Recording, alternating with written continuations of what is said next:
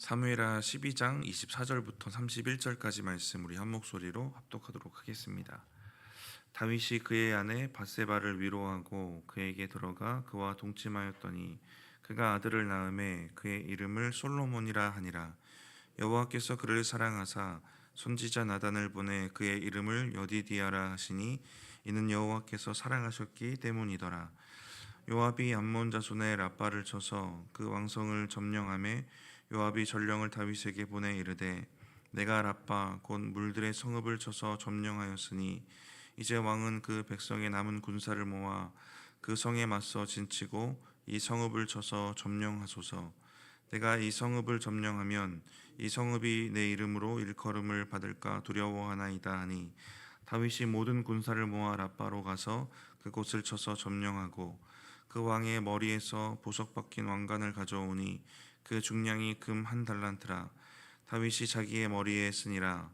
다윗이 또 그 성읍에서 노력한 물건을 무수히 내오고 그 안에 있는 백성들을 끌어내어 톱질과 썰해질과 철도끼질과 벽돌구이를 그들에게 하게 하니라. 암몬 자손의 모든 성읍을 이같이 하고 다윗과 모든 백성이 예루살렘으로 돌아가니라. 아멘. 다윗은 자기가 저지른 죄의 대가로 그 밧세바로부터 얻었던 이 아들을 잃게 되고 하나님 앞에 기도하는 시간들 또 회개하는 이 시간들을 지나서 오늘 본문에 또 밧세바로부터 새로운 아이 솔로몬을 얻게 됩니다. 24절 말씀 다시 한번 읽어보겠습니다. 다윗이 그의 아내 밧세바를 위로하고 그에게 들어가 그와 동침하였더니 그가 아들을 낳음에 그의 이름을 솔로몬이라 하니라. 여호와께서 그를 사랑하사 처음에 주셨던 아이를 잃었고요. 슬픔에 빠져 있었을 것입니다. 슬픔에 빠져 있는 다윗과 밧세바이고 밧세바는 이제 다윗이 저질렀던 일도 다 알게 된 상황이었을 것이고 가장 이 가정이 괴롭고 슬픈 순간에 하나님께서 이 가정에 은혜를 베푸시고 새로운 생명을 허락하시게 됩니다. 죽은 아이가 밧세바가 우리아의 아내인 상태에서 얻었던 아이라면 이제 새로운 생명은 다윗의 아내인 상태에서 또 이제 얻게 된 아이다라는 차이점도 생기게 됩니다. 이제 죄의 대가를 치르고 새로운 아이를 얻게 되었을 때 다윗은 이것을 회복의 증거로 받아들이게 됩니다. 이 아이의 이름을 솔로몬이라고 부르게 되는데요. 원어를 보면 쉘로모입니다. 그 샬롬이랑 닮아 있죠. 언어의 뿌리가 동일한데요. 그래서 평화의 사람, 평화로운 자라는 의미를 갖습니다. 솔로몬이라는 이름을 지은 것은 역대상 말씀에 다윗이 예전 일을 회상하면서 하는 얘기가 있는데요. 역대상 22장에 보라 한 아들이 내게서 나리니 그는 온순한 사람이라 내가 그로 주변 모든 대적에게서 평온을 얻게 하리라. 그의 이름을 솔로몬이라 하리니 이는 내가 그의 생전에 평안과 안일함을 이스라엘에게 줄 것임이라 라고 하셨거든요. 솔로몬이란 이름을 알려주셨고 그 이름대로 솔로몬이 다스리는 이스라엘은 평안할 것이다 라는 약속을 주셨습니다. 이 약속의 시점이 언제인지 확실하진 않지만 다윗은 이 솔로몬이 이 아이가 솔로몬이다 라는 생각을 한 것 같죠. 다음 25절을 보면 이런 상황을 통해 또 결정적으로 확신할 수 있었던 것 같습니다. 우리 25절 같이 한번 읽어보겠습니다. 선지자 나단을 보내 그의 이름을 여디디아라 하시니 이는 여호와께서 사랑하셨기 때문이더라. 여호와께 사랑받는 자 여디디아입니다. 하나님이 직접 이런 이름을 보내주셨다라는 건 이 아이가 솔로몬이구나라는 확신과 더불어서 이 아이가 후계자가 되겠구나라는 것도 동시에 이제 느낄 수 있었을 것입니다. 솔로몬은 이렇게 하나님이 여디디아라고 부르는 아이로 또 역대상에 이스라엘의 평화를 이룰 왕으로 다윗의 가정에 태어나게 됩니다. 다윗은 하나님이 이렇게 여기시는 아이가 주어지는 것을 보면서 이제 회복의 증거를 얻었을 것입니다. 하나님 용서하셨구나라는 더 큰 확신을 얻게 되었을 것입니다. 이제 하나님과의 관계가 회복되었다라는 확신을 솔로몬의 출생을 통해 얻었을 것입니다. 그래서 다윗 개인에게도 이 솔로몬이라는 이름이 의미가 컸을 거예요. 그 평화를 이루는 자, 이 평화의 의미가 다윗에게는 이제 하나님과 회복된 관계에서 누리는 평화의 의미이기도 했을 것입니다. 죄로 무너졌던 다윗에게 어쩌면 가장 필요한 회복이었을 것인데 하나님과의 화평, 그 하나님과의 평화를 이제 회복하게 됩니다. 그리고 이어지는 26절부터의 내용은 오랜 내용으로 이어져 왔고 묵상했던 암몬과의 전쟁입니다. 10장에서 시작된 전쟁인데요. 암몬과의 전쟁이 이제 마무리되는 내용입니다. 우리 26절부터 28절까지 한번 쭉 읽어보겠습니다. 요압이 암몬 자손의 라빠를 쳐서 그 왕성을 점령하매 요압이 전령을 다윗에게 보내 이르되 내가 라빠 곧 물들의 성읍을 쳐서 점령하였으니 이제 왕은 그 백성의 남은 군사를 모아 그 성에 맞서 진치고 이 성읍을 쳐서 점령하소서. 내가 이 성읍을 점령하면 이 성읍이 내 이름으로 일컬음을 받을까 두려워하나이다 하니. 이 내용을 보시면 암몬의 수도 라빠성을 요압이 점령했다라고 이야기를 시작하는데 다윗에게 와서 점령하라고 얘기를 합니다. 이 말이 앞뒤가 맞지 않습니다. 이 말 자체로만 보면 점령했는데 점령하라고 얘기를 하고 있어요. 이런 해석들이 있는데 하나는 물길만 막았다라는 해석이 있고요. 하나는 그 당시 이제 성의 구조로 설명하는 해석들도 있습니다. 라빠성의 구조가 이제 이중 구조로 되어 있다라는 건데 27절을 보면 요압이 점령한 성의 이름을 물들의 성이라고 얘기를 합니다. 라빠성을 물들의 성이라고 부르는데 물들의 성이라고 불리는 건 라빠성이 가지고 있는 기능 때문에 그렇습니다. 고대 근동에는 주요 큰 성읍들이 강을 끼고 있는데 강을 끼고 있는 또 성읍들은 또 물들을 공급하는 역할을 합니다. 라빠성은 야복강을 끼고 있었고 라빠성은 야복강에서 흘러들어온 물을 저장해 두었다가 주변 성읍들에 공급하는 역할을 합니다. 물들의 성인 거예요. 이런 물을 저장하고 공급하는 기술이 또 발달했던 곳이 또 라빠입니다. 이렇게 물을 관리하는 물들의 성이 외부를 감싸고 있고 가운데 왕이 있는 본 성이 있는 것입니다. 그런 이중 구조로 보는 거예요. 그래서 요압은 물들의 성읍까지 점령을 해놓고 이제 물길도 막혔을 것이고 이제 음식도 언젠간 다 떨어질 것이고 이제 도간에 든 쥐처럼 만들어 놓은 상황에서 이제 다윗을 부르게 되는 것입니다. 28절에 다윗을 부르면서 이렇게 얘기를 해요. 내가 이 성읍을 점령하면 이 성읍이 내 이름으로 일컬음을 받을까 두려워하나이다. 충성심으로 한 이야기일 가능성이 있지만 희박합니다. 왜냐하면 요압이 그동안 보여주었던 모습이 있기 때문에 그런데요. 또 고대 근동에서 전쟁을 마무리할 때 종종 있었던 이런 모습이기도 해요. 거의 전쟁을 마무리해놓고 왕을 불러서 이 마무리하는 일들이 고대 근동 전쟁 가운데 종종 있었던 모습이기도 합니다. 요압의 그동안의 모습을 생각해 봤을 때는 뭔가 계산적이고 뭔가 표면적으로만 이렇게 행동하는 모습이었을 것 같습니다. 근데 요압의 모습을 보면서 왕에게 하는 모습이거든요. 그럼 왕이신 하나님께 나아가는 또 우리의 모습을 좀 비춰볼 수 있을 것 같은데 요압이 하는 행동은 계산적인 행동이에요. 근데 표면적으로 드러나는 행동은 괜찮은 행동입니다. 왕을 높여주고 왕을 세워주는 행동이거든요. 진짜였다면 괜찮을 만한 행동입니다. 근데 우리의 믿음에도 진짜였다면 괜찮을 만한 믿음. 근데 표면적으로만 이 겉으로만 그렇게 하는 모습들, 겉으로만 하나님을 왕으로 인정하고 세워드리는 그런 모습들이 있을 수가 있습니다. 그 뒤에는 무언가 다른 게 있는 거죠. 계산이 있던지 아니면 다른 거짓된 자기를 높이는 마음이 있던지, 이게 진짜였다면 괜찮을 만한 그런 믿음의 모습이 우리 가운데 있을 수도 있는 것입니다. 요압이 다윗에게 보여주는 태도도 진짜였다면 괜찮을 만한 모습이지만 뭔가 계산적이고, 뒤에는 이 전쟁이 내가 이끈 나의 전쟁이다, 이런 마음도 있었겠죠. 이런 행동이 또 우리의 믿음 가운데 있지는 않은가 돌아볼 수 있을 것 같습니다. 이 믿음이 진짜가 되면 우리에게 일어나는 모든 성취가 하나님의 영광이 되도록 만들어가는 그런 믿음이 될 수 있을 것 같습니다.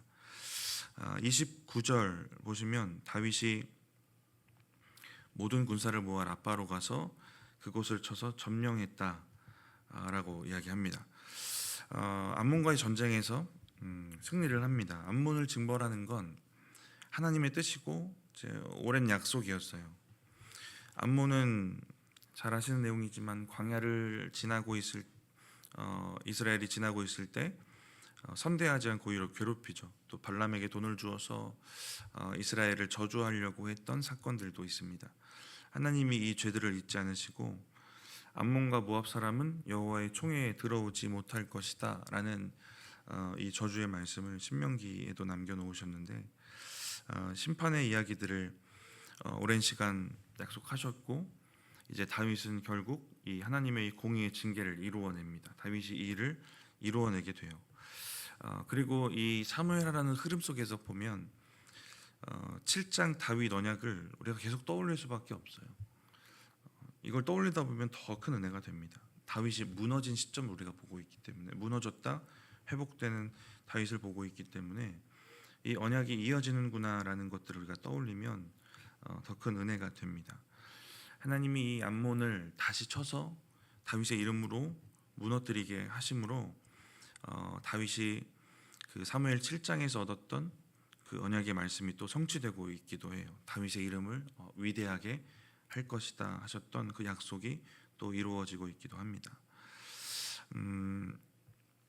한편으로는 이제 또 이런 생각도 들었어요. 그 우리아를 죽인 전쟁입니다.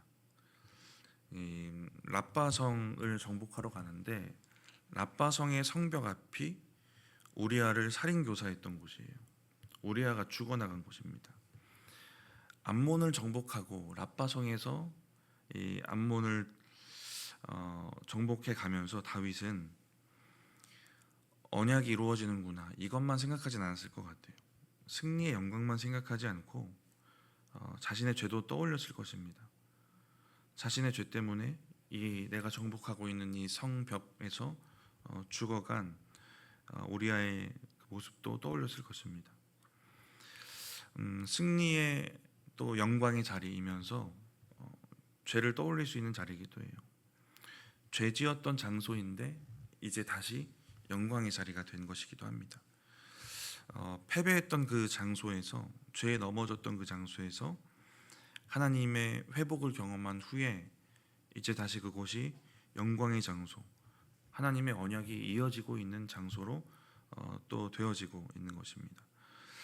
무너졌지만 끝이 아니고 실패했지만 마지막이 아닌 그러한 은혜가 다윗에게 있어요. 하나님 안에서 새로운 시작이 분명하게 있습니다. 다윗이 경험하는 은혜는 다시 시작하는 은혜입니다. 다윗이 이것을 이제 경험해 가고 있는 모습을 볼 수 있습니다. 30절 31절 우리 같이 한번 읽어보겠습니다. 그 왕의 머리에서 보석 박힌 왕관을 가져오니 그 중량이 금 1달란트라. 다윗이 자기의 머리에 쓰니라.